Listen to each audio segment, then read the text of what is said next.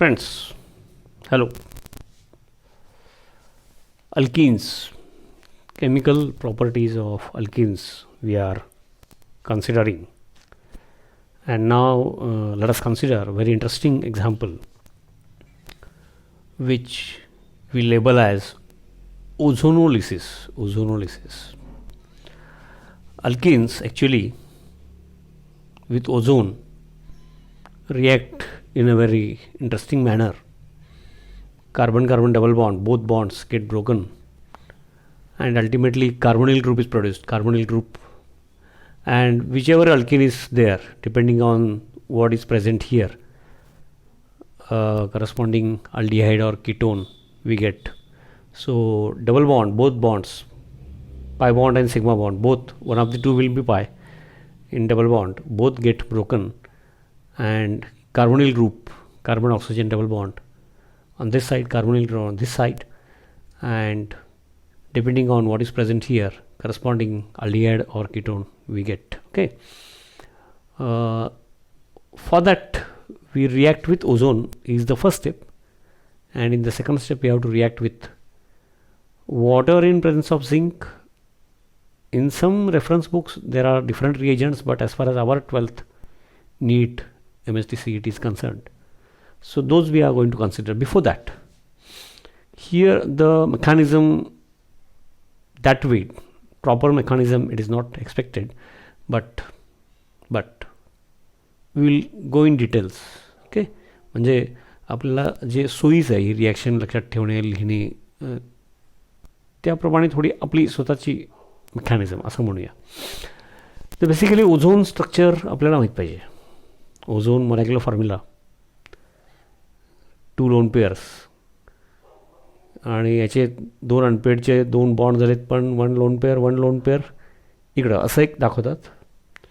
मग lone pair becomes a shared pair, म्हणून इथं पॉझिटिव्ह आणि इथं निगेटिव्ह. ओके, आणि एक अशी दाखवायची पद्धत आहे ॲरो, किंवा बघा तुम्ही हा ऑक्सिजन बघा, हा बघा इथे 2 लोन पेअर्स,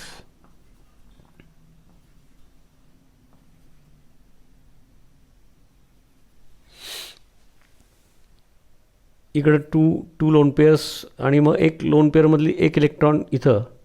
ओके, आता हे 2 लोन पेअर्स, एक अनपेअर्ड आणि एक अनपेअर्ड आणि याची लोन पेअरमधली एक इलेक्ट्रॉन असा बॉन्ड झाला, आणि लोन पेअरमधला दुसरा इलेक्ट्रॉन दुसऱ्या अनपेअर्डकडे गेला. त्यामुळं एक इलेक्ट्रॉन पूर्ण इकडे गेल्यासारखं तुम्ही इलेक्ट्रॉनिकली जर विचार करा, म्हणून प्लस मायनस असं हे ओझोनचं स्ट्रक्चर. त्यात परत रेझोनन्स असतो, तो दाखवत नाही बघा. म्हणजे लोन पेअरमधली एक इलेक्ट्रॉन इथं आणि अनपेअर्ड बरोबर शेअरिंग, आणि लोन पेअरमधला दुसरा इलेक्ट्रॉन या अनपेअर्ड बरोबर. म्हणजे हा एक लोन पेअरमधला एक इलेक्ट्रॉन पूर्ण इकडे गेला म्हणजे मायनस, आणि याचा पूर्ण तिकडे गेला म्हणजे एक प्रोटॉनच्या तुलनेमध्ये एक इलेक्ट्रॉन कमी झाला म्हणून प्लस. Overall molecule neutral. तर तो त्यामुळं रिॲक्टिव्ह आहे. काही वेळेला पूर्वी म्हणजे जेवढं डिटेल्स तेवढे नव्हते त्यावेळेला मग सोयीसाठी, लक्षात ठेवण्याच्या सोयीसाठी बरं का, असं हे रॉंग स्ट्रक्चर काढायचे. म्हणजे काही वेळेला हिंट म्हणून वगैरे असं. आणि मग ड्युरिंग ओझोनोलिसिस असा बॉन्ड ब्रेक होतो, आणि एक असा हा पार्ट आणि एक हा पार्ट कार्बन डबल बॉन्डच्या अक्रॉस ॲड होतो, असं ते दाखवायची पद्धत होती. म्हणजे हा एक 2 इलेक्ट्रॉन घेऊन आलेला पार्ट, आणि हा ऑक्सिजन सिंगल बॉन्डवाला एक पार्ट, असा पार्ट, आणि मग बोथ बॉन्ड्स गेट ब्रोकन, आणि मग पुढं त्याचं विथ ओझोन असं दाखवायची एक पद्धत होती बघा. बोथ बॉन्ड्स गेट ब्रोकन, इकडं मग काय असेल ते हायड्रोजन अल्काइल ग्रुप वगैरे, आणि मग एक ऑक्सिजन समजा इथं दाखवला, हा, आणि हा पार्ट असं दाखवत होते. म्हणजे 11th लेवलला असं दाखवतं. This is ozonide it is called as. Actually असं नसतं, पण आपल्या सोयीसाठी लक्षात ठेवण्यास लिहिताना असं लिहायचं नाही बरं का, नोट्समध्ये पेपरमध्ये. तर असं दाखवतं. ॲक्च्युली ओझोनचं स्ट्रक्चर असं आहे. मेकॅनिझमची आपल्याला गरज नाही आहे, तरी पण थोडा अंदाज घेऊया. म्हणजे काय होतं, with ozonide, both bonds get broken.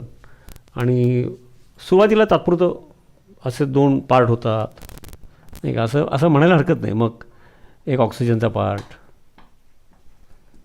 आणि एक हा पार्ट नाही का, आता मी बोललो तसं हे असं 2 पार्ट होतात. Okay, and both bonds get broken and what we get is ozonide which is less stable. तो पुढं इमिजिएटली रिॲक्ट होणार आहे. असं सोयीसाठी, सोपं जाण्यासाठी म्हणायला हरकत नाही, कारण मेकॅनिझम आपल्याला तशी डिटेल अपेक्षित नाही आहे म्हणून. मग त्याप्रमाणे मी इथं प्रोपीन घेतला, इथिन घेता येईल, आणखी कोण, carbon carbon double bond alkene, even cyclo alkenes पण चालतील. प्रोसिजर सगळीकडे same. Okay, both bonds get broken आणि मध्ये तो ओझोनाईड असा तयार होणार ऑक्सिजनचा, ओझोनपासूनचा. ओके, आणि मग इथं मी लिहितो आता, मग बोथ बॉन्ड्स गेट ब्रोकन म्हटल्यानंतर नाही का, आता इथं मी एक एक्झाम्पल घेतलं आहे. इथं मिथाईल घेतलं, इथं समजा इथं मिथाईल असेल, दोन्हीकडे मिथाईल जे असेल त्याप्रमाणे ते उरलेलं सगळं तसंच राहणार. रिॲक्शन शेवटी इथं होणार आहे. ओके, ओझोनाईड इथं तयार होणार आहे, इकडे जे असतील ते तसेच राहणार आहेत. ओके, मग मी त्याप्रमाणे बघा. ओके, आणि मग सोयीसाठी मी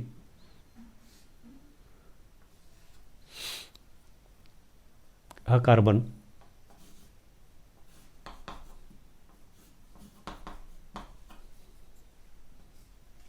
आणि हा ओझोनमधला, तो पूर्वीच्या ओझोनमधला म्हणजे हा दुसरा पार्ट असा. ओके, डबल बॉन्ड दोन्ही ब्रेक झाले. दिस is called as ozonide.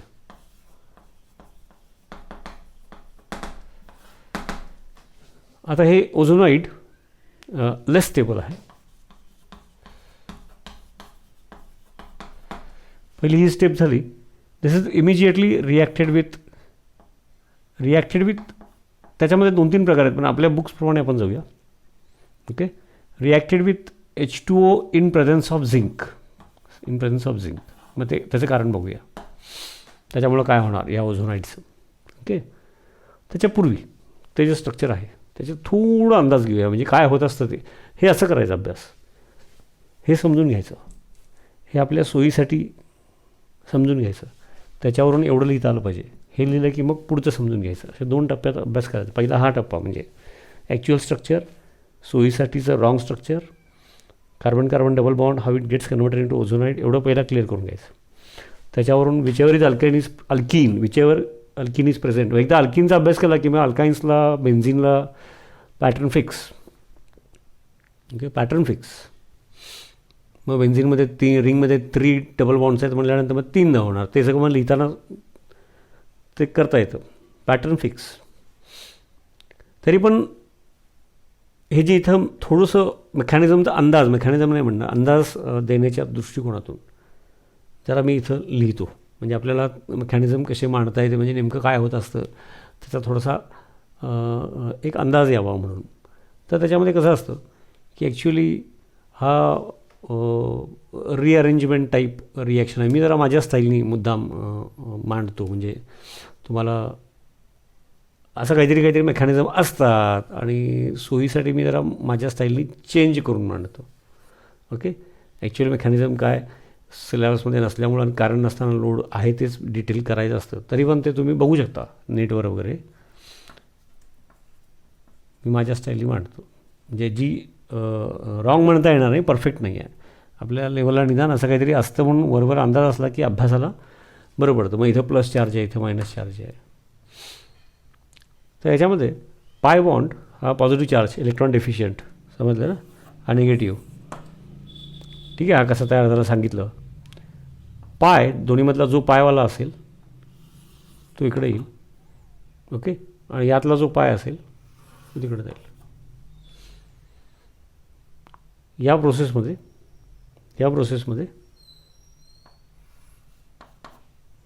O-2 आणि मग तो O-2 मग सिग्मा बॉन्ड ब्रेक करून का O-2 म्हणजे व्हेरी रिॲक्टिव्ह, असं ते जर तुम्ही समजून घेतलं आणि मग त्याच्यातून बघा. ओके, हा कार्बन, जे बाकीचं आधीचे बॅलन्सेस आहेत ते लिहून घेतो. हे आता हा ऑक्सिजनचा पार्ट, त्याच्यावर बॉन्डिंग झालं. आणि हा जो बाहेर O-2 फॉर्ममध्ये ऑक्सिजन गेलेला आहे तो इथं ओके. आणि बाकीचे सगळे बॅलन्सेस असं एक सोयीसाठी आपल्याला थोडक्यात समजून घेता येईल. मेकॅनिझम याच्यापेक्षा थोडी वेगळी आहे, पण आपल्याला एक काय असं कसं काय अचानक होतं, काहीतरी आपल्याला जेवढं बेसिक आहे त्याच्यावरून सांगितलं. तर हे you forget this, okay. Just matter of interest सोडून द्या. आणि हे सुद्धा जस्ट टू हेल्प रिमेंबर असं आहे ॲक्च्युअल स्ट्रक्चर. तो ओझोनाईड.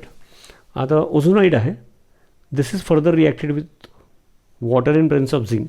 ते लिहिण्याच्या सोयीसाठी आता हा पार्ट थोडासा काढतो, म्हणजे मला असं व्यवस्थित लिहिता येईल. आणि मग पुन्हा ते आपलं एक्सप्लेनेशन कंटिन्यू करूया.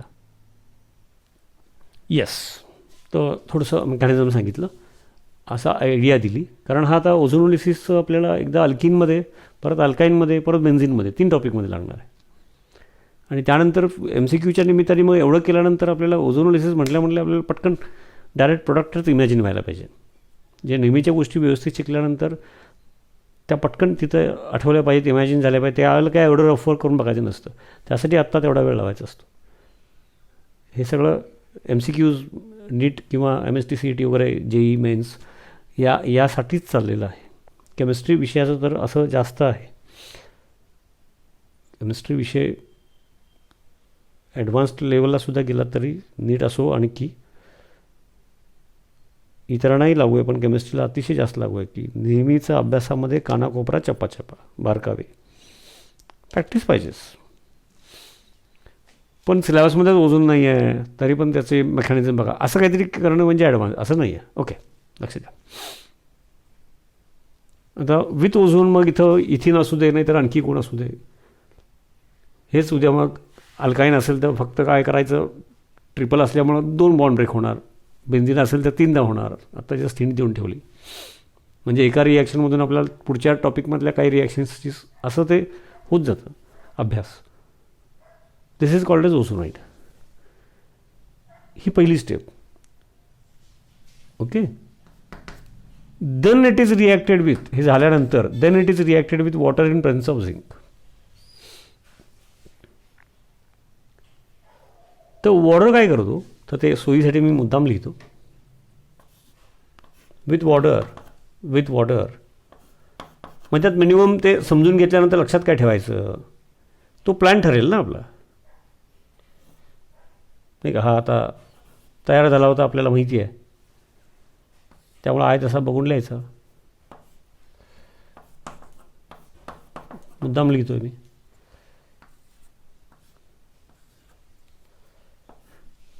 तर विथ वॉटर हिंट काय, पुढची जी ओझोनाईड आहे, मग जो कोण अल्किन असेल त्याचा करस्पॉन्डिंग ओझोनाईड या फॉर्ममध्ये आला की तो ओझोनाईड, फंक्शनल रूप म्हणे ozonide. Ozonide with water, okay, with water gives hydrogen peroxide. एवढं लक्षात ठेवायचं फक्त. मग कुठला पण असू देतो corresponding alkene. Ozonide further reacts with water to give hydrogen peroxide. एवढं जर लक्षात ठेवलं तर हायड्रोजन पेरॉक्साईड तयार होतो, याचा अर्थच तुम्हाला लक्षात येणार की water will react with this oxygen. So ozonide react with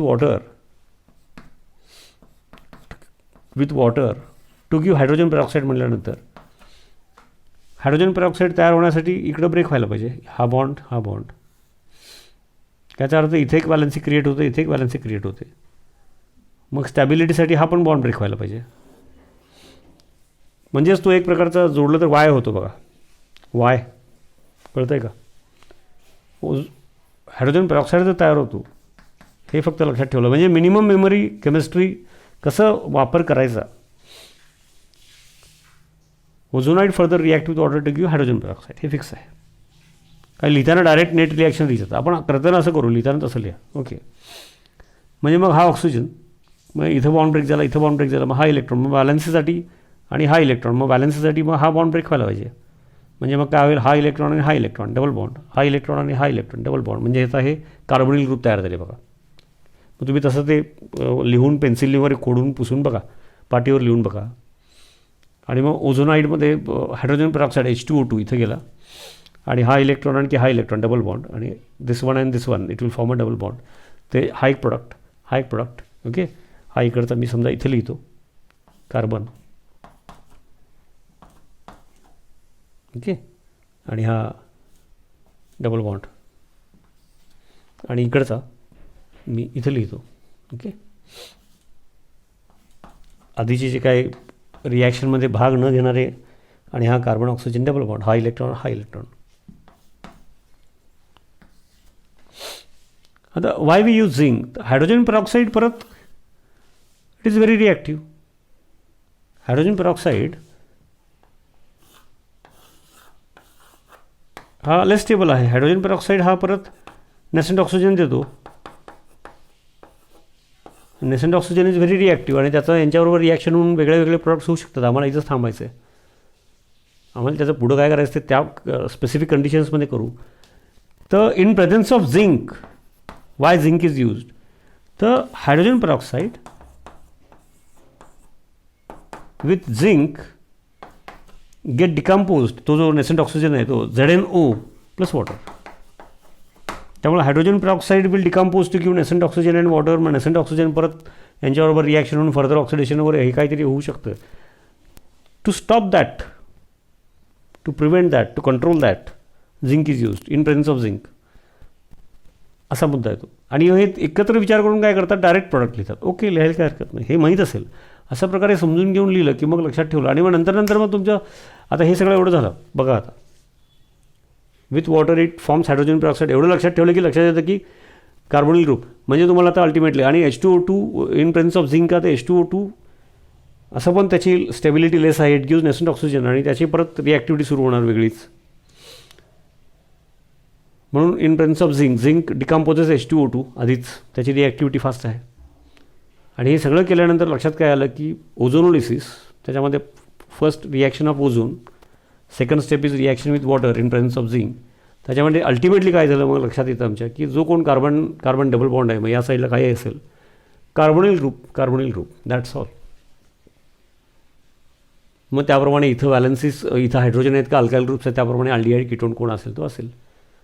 जसं की या साईडला मग हा फॉर्मल्डिहाइड तयार झाला, या साईडला हा ॲसिटल्डिहाइड तयार झाला. दोन्ही मिथाईल असते तर ॲसिटोन तयार झालं असतं. समजलं ना. हा ॲसिटल्डिहाइड, इथॅनल, हा फॉर्मल्डिहाइड म्हणजे मिथॅनल, IUPAC मिथॅनल AL. ओके. तर असं समजून घेतलं की मग लिहिताना डायरेक्ट लिहितात, असं लिहिली स्टेप. आणि ओझोनाईडची रिॲक्शन विथ वॉटर झिंक असं स्टेप्समध्ये लिहितात किंवा डायरेक्ट प्रोडक्ट लिहितात, प्रोडक्ट्स आणि ZnO प्लस वॉटर असं लिहितात. ओके. आता ते तुम्ही करू शकाल. जे समोर नोट्समध्ये आहे, टेक्स्टमध्ये आहे, ते डायरेक्ट लिहिण्यासाठी मदत व्हावी यासाठी असं शिकायचं असतं. त्यासाठी एवढं बॅकग्राऊंड तयार करायचं. आणि नंतर MCQच्या वेळेला मग तुमच्या ते लक्षातच राहून जातं की कुठलाही अल्किन समोर असेल, कार्बोनिल ग्रुप दॅट्स ऑल. आणि त्याप्रमाणे त्यातलं ABCD काय मिक्स केलेलं असेल ते पटपट यायला लागतं. असं हे ओझोनोलिसिस असं म्हणतात. पण त्या ओझोनोलिसिस या शब्दामध्ये first reaction with ozone to give corresponding ozonide. म्हणजे आता हा प्रोपीन आहे तर प्रोपीन ओझोनाईड त्याचं नाव. ओके. जो असं अल्की इथिलीन असतात तर म्हणजे ethylene ozonide IUPAC. Further reacted with water in presence of zinc, corresponding carbonyl group, corresponding aldehyde ketone कोण असेल तो. ओके. आणि ते आपल्याला इथंच अंदाज येतो आता नंतर. तर एवढा अशा पद्धतीने व्यवस्थित अभ्यास करायचा असतो. आणि अशा सोप्या रिॲक्शन्स आणखी सोप्या होतात. आणि याच रिॲक्शन्स मिक्स होऊन एक मोठा क्वेश्चन होतो 2-3 टॉपिक्समधला आणि तो MCQ म्हणून येतो. ओके. थँक्यू.